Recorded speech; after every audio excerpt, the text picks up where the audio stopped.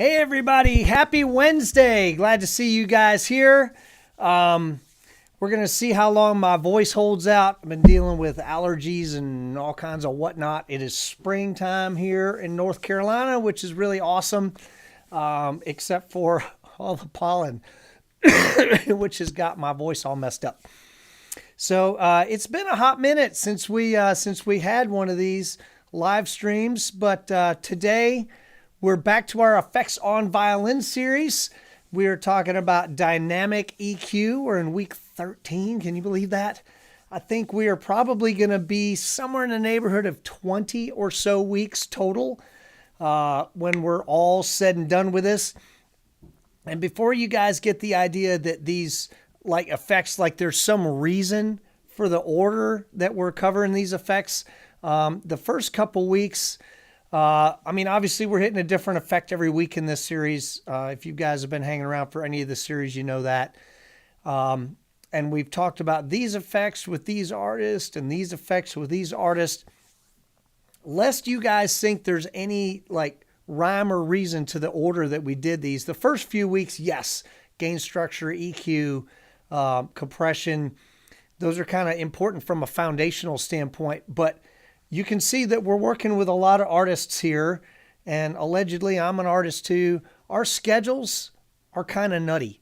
So trying to schedule interviews with these artists is just about a full-time job in and of itself.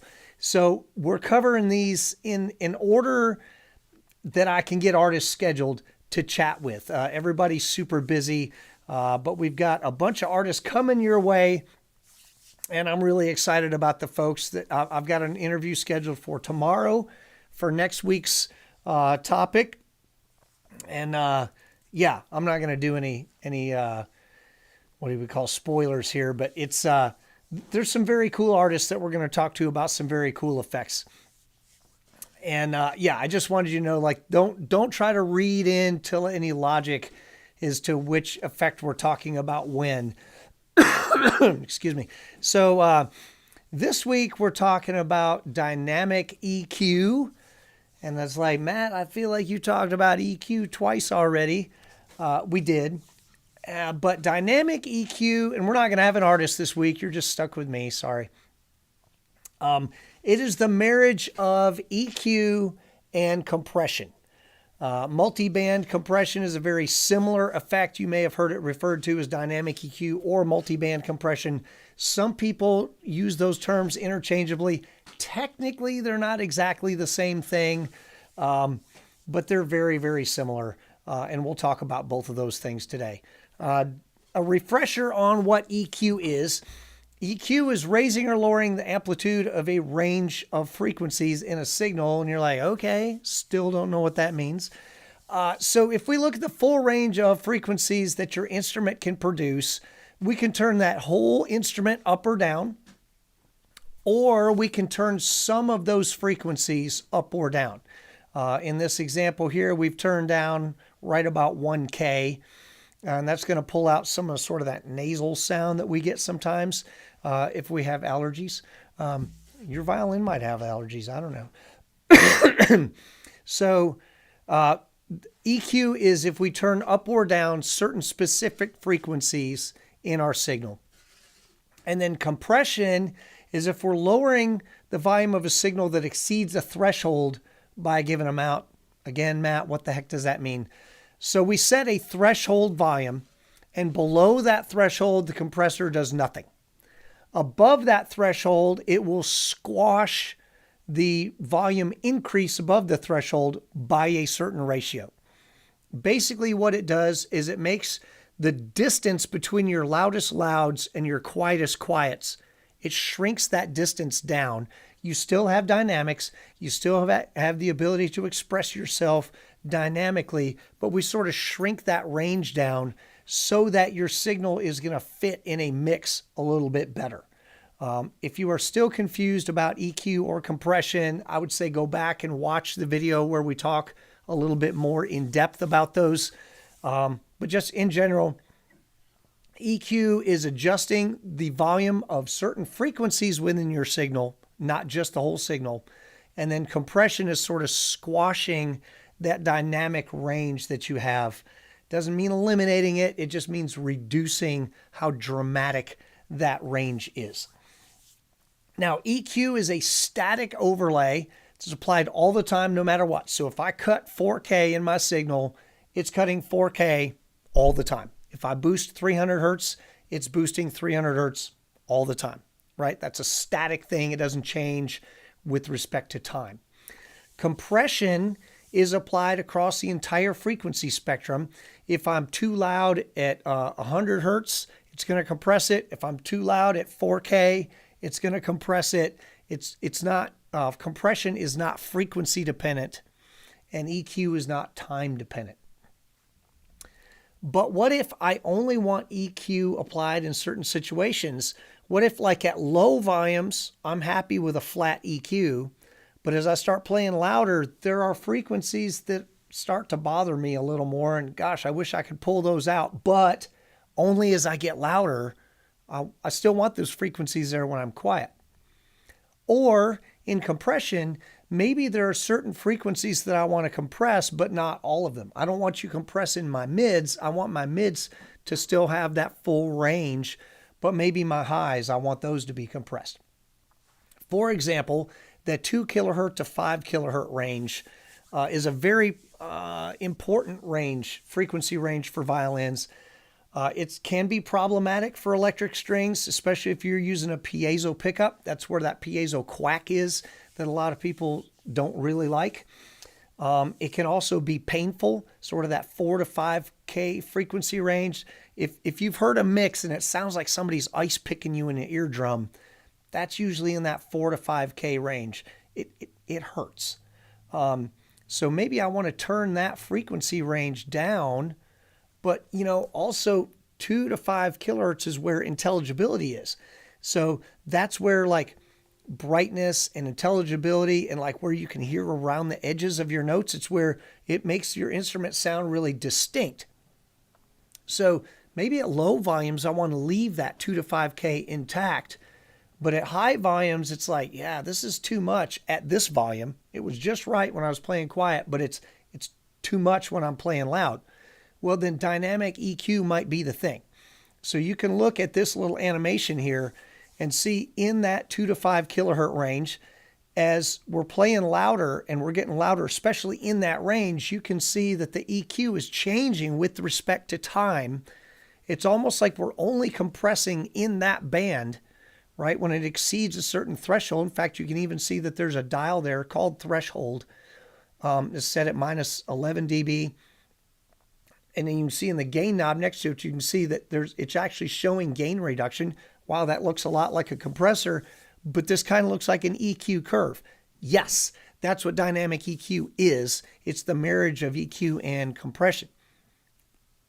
I'm going to show you a little demo video where I don't use any EQ at all, and you'll hear the violin, and then we will pull out some of those problematic frequencies with a static EQ, with a normal EQ. And you're going to hear that, okay, in the first one, it sounded good on the low strings, but when I come up the neck, it's like, ooh, that's kind of getting piercing.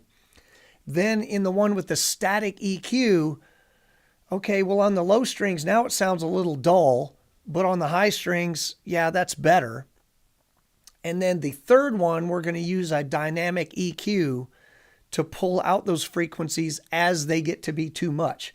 And you'll hear, oh, okay, the low strings note now sound really distinct. And those high kind of screechy notes, they've been tamed a little bit. So I want you to hear all three of these right now.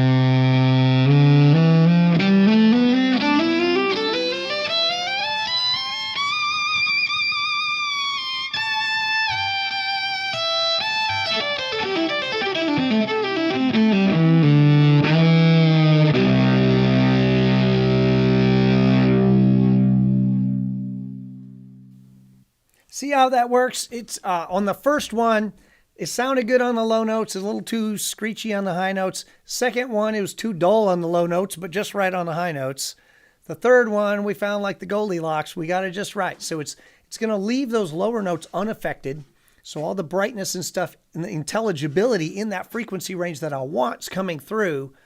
But when I come up high and it's starting to get to be a little too much, dynamic EQ can fix that. Okay, Matt, you said that you were going to tell me the difference between dynamic EQ and multiband compression. I am. So compression is one of those things that even when you feed your signal to a compressor, even when it's not compressing, it's still going to affect your sound. Most compressors color your tone even if they're not compressing. So a multiband compressor is not going to be super transparent necessarily. Sometimes some compressors are more transparent than others. But in general, multiband compression, it's going to be running you through that compression circuit all the time, even if it's not doing any compressing.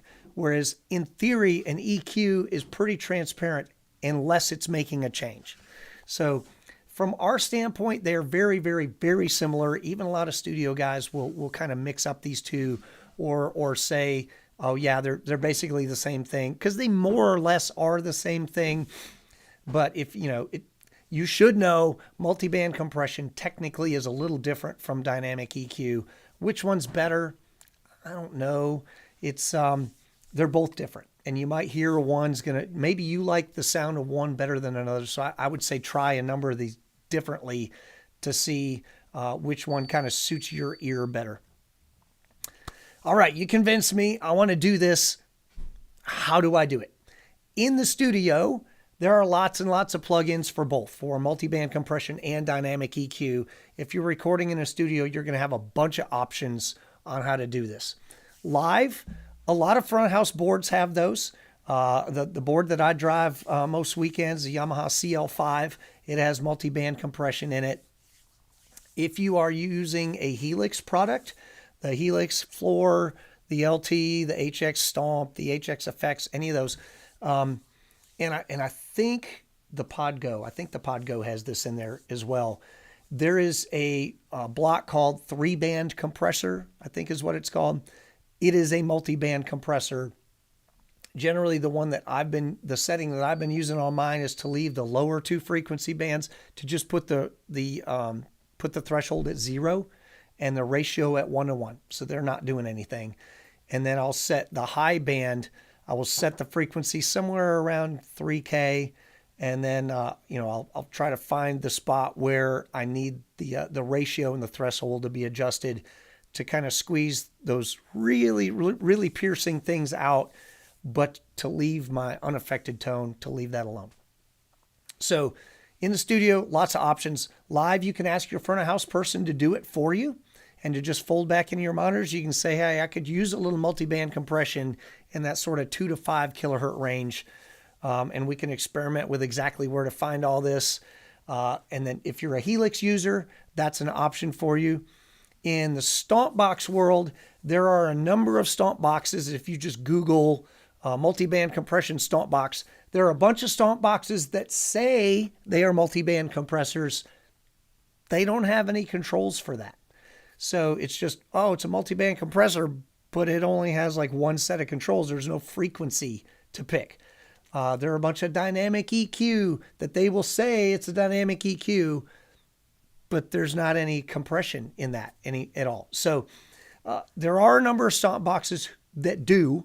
They actually do multiband compression, or they actually do dynamic EQ. You're going to have to kind of dig around for those. I haven't personally used any of them. I don't have to. I have a Helix.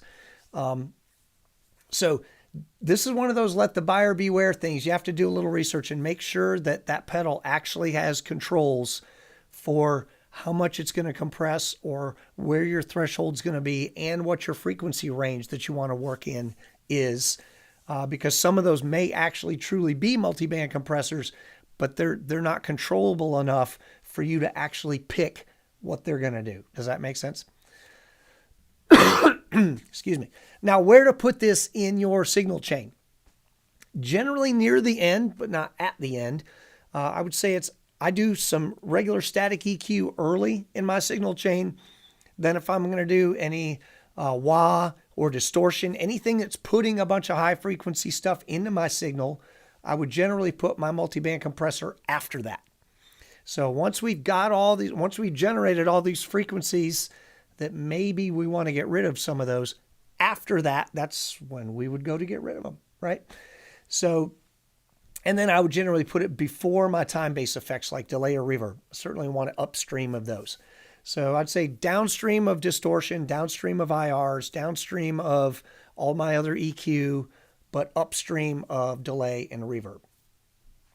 And then here's the thing.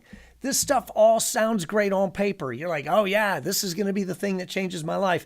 This is going to make it better. Make sure that you A/B this. Record it. Record yourself with no EQ.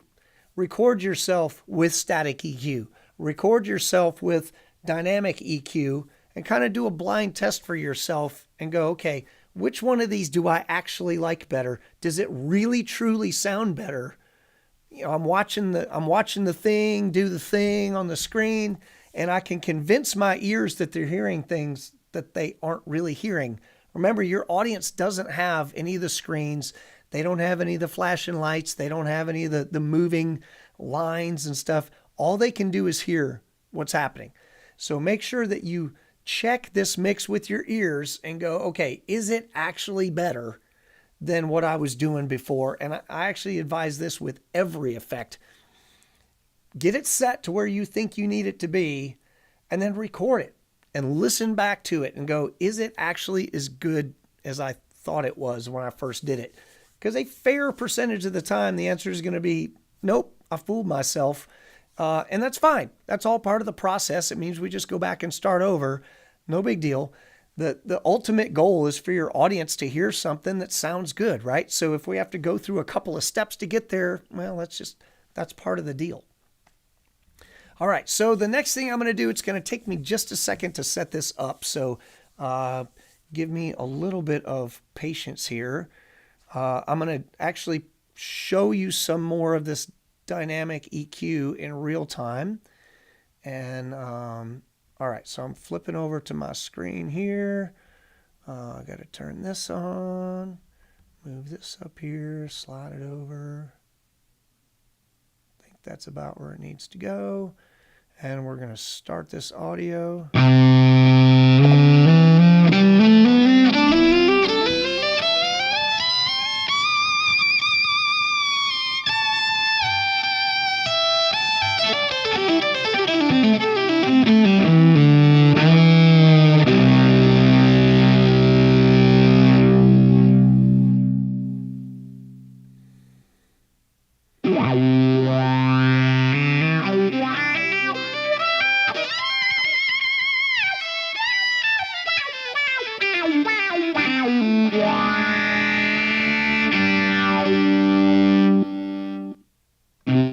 So you can see that it's moving, especially with the wah. Every time the toe comes down, it's going to compress a little bit there.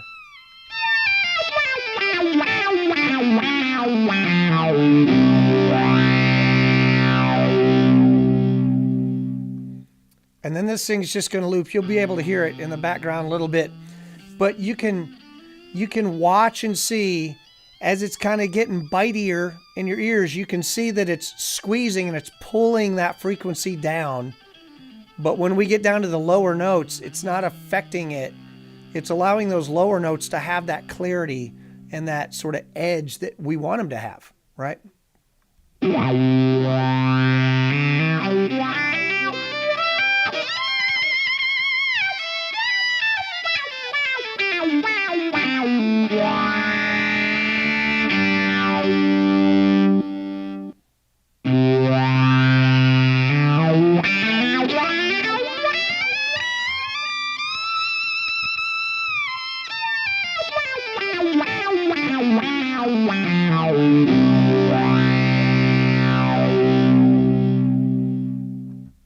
Now what I did is I lowered the threshold, which means it's going to compress harder in those areas. And let's see if we can overdo this, okay?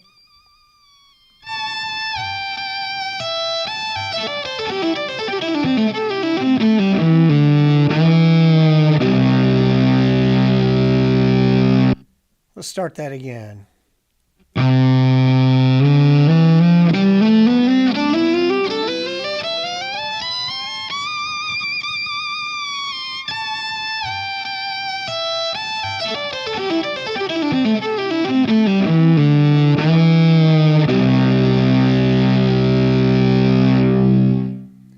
Yeah, so basically what happened there, once I got up the neck, you could hear that it was actually pulling down the fundamental. It was pulling down the note itself, which there's kind of two things. Woo, talking over that with my voice being all tired. It sort of two things that could be the problem here. You can see here, let's see if we can come over here. You can see here where Q is. Q is the bandwidth. That tells me how wide this whole thing is. Let's see if we turn that. See how that band's getting wider and it's getting narrower? We might tighten that band up a little bit. Let's try that and see if that's not going to bite in quite as much. All right, here we go.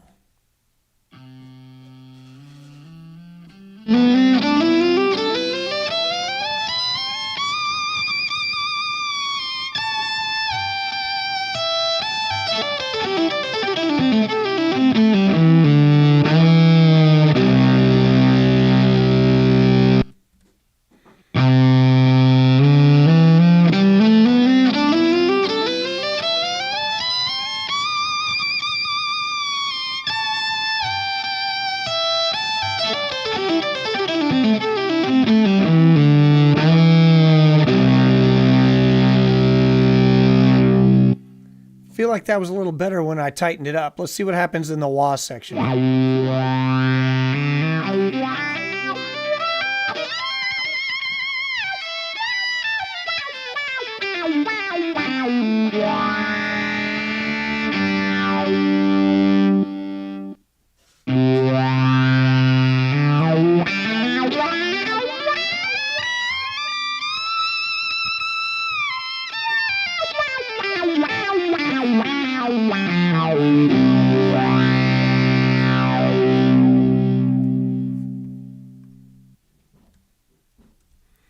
All right, let's go back to here. I'm going to get a bunch of error messages because I just left that screen. Yeah, sorry. All right.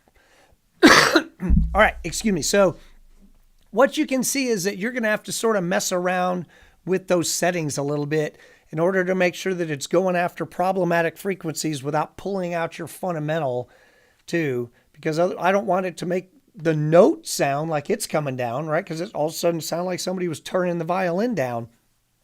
I don't want that. I only want the hurdy frequency, the jabby bits. I just want those pulled down. So yeah, we got to get the jabby bits down without getting the note pulled down. And you're just going to have to kind of mess with it and then find that sweet spot. Like maybe we were compressing a little too much. Maybe our Q was a little too wide. We'll have to find that sweet spot a little bit and say, exactly where the trade-off is, where it's not pulling the instrument down, but it is kind of getting the jabby bits. But that's all part of the experimentation process. So I hope that's helpful for you. I hope that sort of explains what dynamic EQ is, what multiband compression is, how you can use them to make your sound a little better. If you guys have any questions, you can dump them into the chat, and I will try to answer those later. I think I'm just about running out of voice here, so I'm not going to hang around any longer than I have to. But if you have missed some of the, let's see here, if you've missed any of these weeks here before this, and I would kind of go back and check these out because we're going to be moving forward. I think we're going to have about 20 of these total before it's all said and done. And if there's some of these effects you're like, I'm not that interested in that effect, watch it anyway, especially if you don't know that much about it. Because I had a chance at ASTA last weekend to talk to my friend Matt Manweiler, and I've always said, I tried ring mods one time. I didn't like them. I plugged my violin in, and it went, like, yeah, I don't really need that. Moved on to the next thing. And I have sort of dismissed ring mods from a place of ignorance. I don't really know that much about them. I just know that the one time I tried it, it sounded wonky, moved on, right? Matt's going to educate me a little bit more on ring mods because he's like, actually, I think you would like them. If you knew how to use them right, you would like them better. So when we have Matt on as our guest, and we're going to have him one of these weeks, probably not just about ring mods. He does a bunch of other wacky stuff that we'll be talking about. But it's better to dismiss an effect, say, I don't want that effect, once you know something about it, than it is to dismiss it from a place of ignorance, right? Oh, I don't know anything about distortion, but I'm pretty sure I don't want that. Maybe learn about distortion because there might be some things there for you. Maybe I don't want the kind of distortion that Earl uses, or maybe I don't want the kind of distortion that Chuck uses, but maybe a different type of distortion or a different amount of distortion might be the right thing for me, right? So if you're going to dismiss effects, do them from a position of knowledge, not from a position of ignorance. So yeah, I would highly recommend checking out all these other effects. All these videos are on our YouTube channel, or they're archived on our Facebook page or whatever. So definitely check these out. There's some really, really great interviews. Not the interviewer, the artists that we're talking to, Timothy Ha, Andre Costa, Will Baptiste, Genevieve Noble, Rudolph Aachen, Joseph Naj, Romania, and Jesus Florido, Joe Denizone, and all the people that are coming in the next few weeks are fantastic artists that do really cool stuff with these effects. And just the interview alone with some of these amazing artists is worth watching. Joe Denizone rips some incredible stuff in his interview. Every time I hear him play, I'm reminded of like how good I'm not. But it's these interviews were a lot of fun to do. There's some really, really amazing information in there, and it's worth having that. So hopefully you guys will get a chance to check those out. And I will see you back here next week. Like I said, I've got an interview scheduled for tomorrow with an incredible artist that I just had a chance to do a show with in Kentucky. And we're going to talk about some really cool stuff. And I will edit that interview and play it for you guys next Wednesday, along with some information. I get to talk about all the nerdy stuff. What are the knobs? What are the dials? What do you turn? Where do you put it in your effects chain and all that kind of stuff? And then the artists get to talk about all the cool stuff, like how do I use this to make art? So I will provide all the nerdy information, and they can provide all the cool stuff, and then you'll get both, right? You can have both of those. So next week, another cool effect, another cool artist, and hopefully my voice will be in better shape, and look forward to seeing you guys then. Take care. Play loud, really loud.